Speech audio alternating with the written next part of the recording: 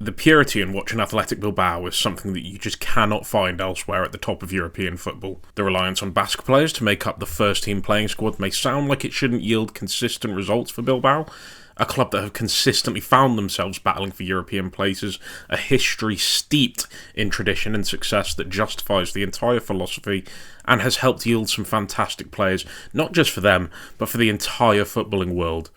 Top-class professionals as well, representing everything that we all love about football. As a Manchester United fan, Ander Herrera has been one of my favourite post-Fergie era players. Consistent, reliable, hard-working, and technically very sound. And these are all traits that exist within this current team under the tutelage of experienced Spanish coach Ernesto Valverde, currently sitting in the top four of La Liga, where they have been for most of the season, and through to the quarterfinals of the Europa League, and it's leaving the stage set for a very impressive end to the campaign. But how exactly has this come to pass? I'll first discuss the attacking principles of this side. I think the best way I can describe the playing style of this team is controlled directness. Oxymoronic? Maybe, but somehow fitting.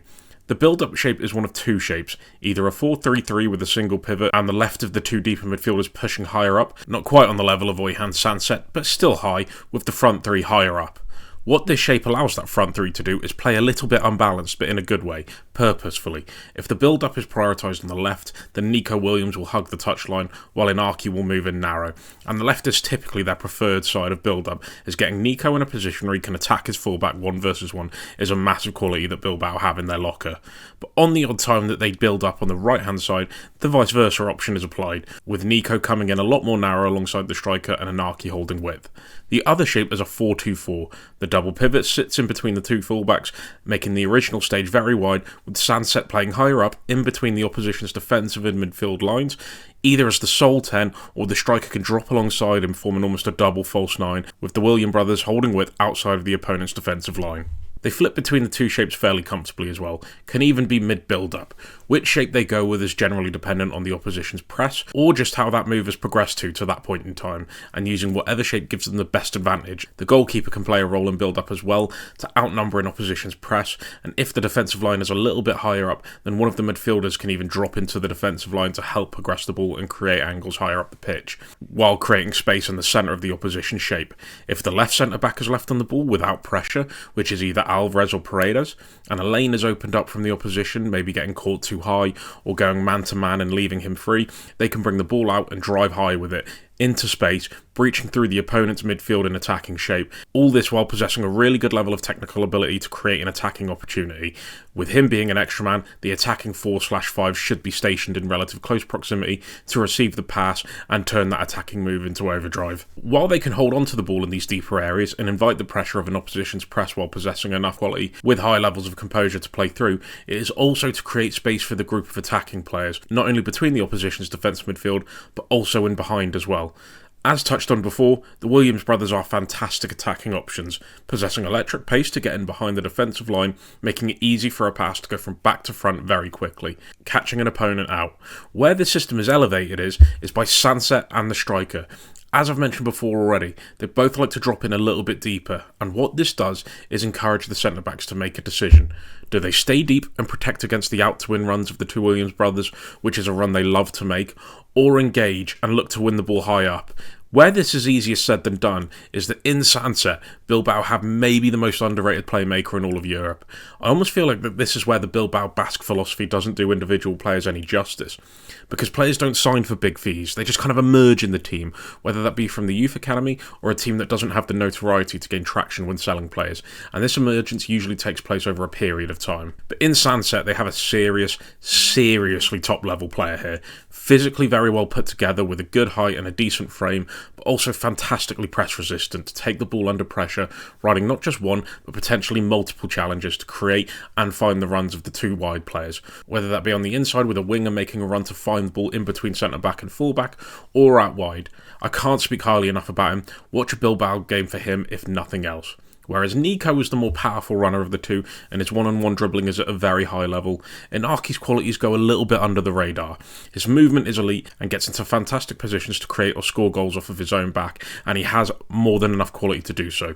Where Nico needs to remain wide in as much space as he can find himself in, Inaki can disorientate an opposition fullback by sticking close, then using a sharp burst of pace to create a yard or two of separation, which could be the difference in a Bilbao attack being a dangerous attack or not. As spoken about before, Bilbao typically favour the left-hand side of building up, which does allow Nico to use his explosiveness to not just move on the outside to create, but also on the inside, moving towards the centre of the pitch to create space for Inaki in the way I'd just spoken about, or even just to help overload the centre. Again, another difference between the two brothers here. When Nico comes inside, he'll generally be sitting between defence and midfield, allowing the striker to focus his positioning maybe on attacking the back line, while Inaki will look to play on the shoulder of the defenders, which is maybe something he's more comfortable doing because he's playing on the same side of Sunset. One thing that the wide player does also get is the support of the fullback on their side. With build-up favouring one side, again typically the left, Yori, or whomever is playing there, can make an underlapping run, maybe pulling the opposition's wide player with him, creating space for a clearer pass into the wide player, adding another option into the attack for Bilbao to play inside or to find his underlapping run down to the byline. While he does this, the fullback on the far side tucks in and makes it a back three. As spoken about before, the left centre-back is a player that has the quality of driving the ball forward from the back, and he now has more licence to do this.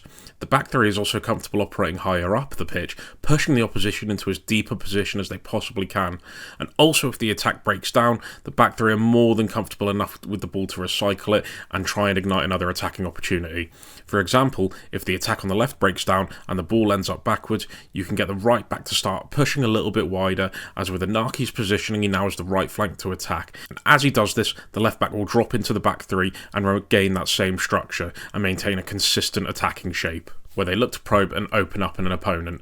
A slower game or a faster paced game, this Bilbao team can really do both very well, and as a result are a hard team to game plan against. But that's their attacking side. I'll cover the defensive game now. Now, like the attacking side of their play, Valverde's got this team comfortable in different scenarios for the defensive play.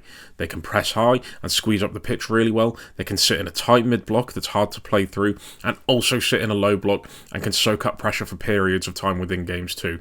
And the word I'd use to describe the overriding structure amongst all these phases is compact. In all phases, they defend in a 4-4-2 and are agile in adjusting to different build-up shapes and attacking phases, displaying great stamina and concentration levels to keep up with the opposition.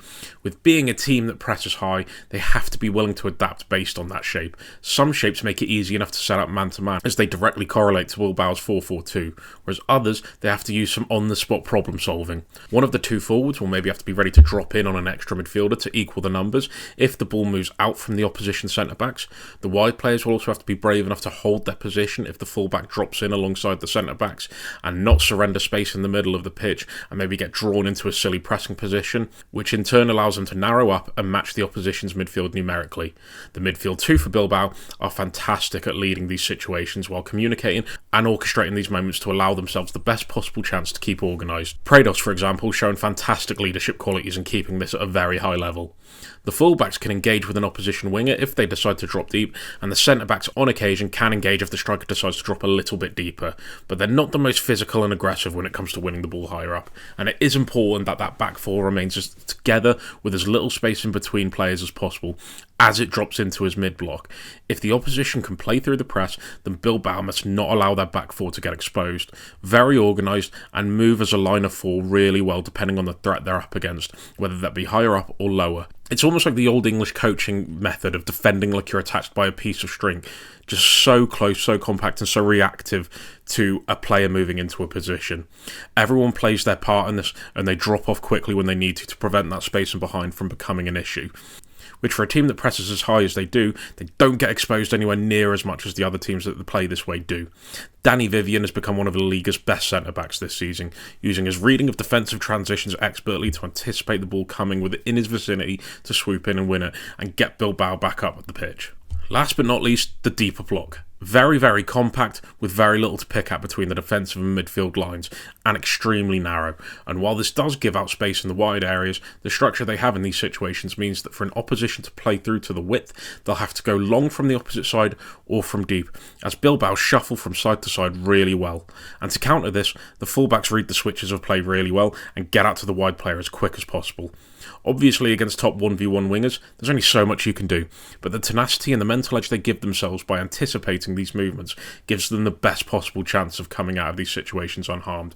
And when they win the ball back, in any phase of their defensive setup, they have the direct counter-attacking runs of the Williams brothers, either going direct towards them, in behind, or using the likes of Sunset to get hold of the ball and release them and get a shot on goal as quickly as possible. But as always, don't just take my word for it, and I'd love to know what you guys think. Any Bilbao fans in the comments, let us know your thoughts on your team. Cheers for watching, lads. In a bit.